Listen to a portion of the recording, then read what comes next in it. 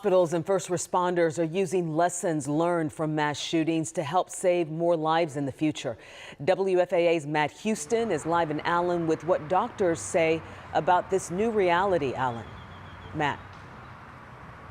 Yeah, doctors have gotten better at treating patients during these mass trauma events. In fact, as you mentioned, lessons learned after the tragedy in Sutherland Springs probably saved some children in Uvalde last year. But that in and of itself is a tragic reality. Doctors at University Health in San Antonio say every Uvalde shooting victim that made it to the public hospital arrived with a properly applied bandage or tourniquet. They credit training mandated after another mass shooting 45 minutes away in Sutherland Springs.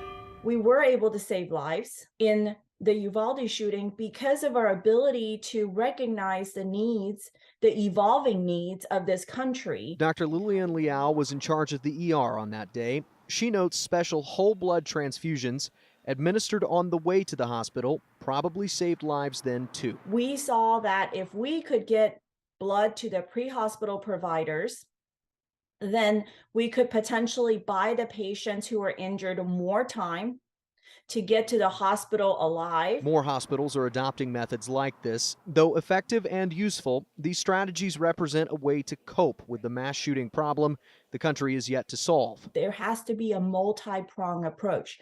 There has to be a focus on firearm availability. And then there have to be others who are focused on trauma-informed care, this mental health crisis that's causing the violence. Until then, average people will have to know how, literally, to stop the bleeding.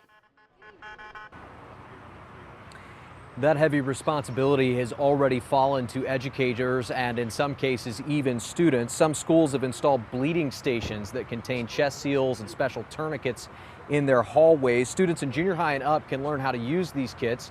And one San Antonio lawmaker wants to extend that option to children as young as third grade.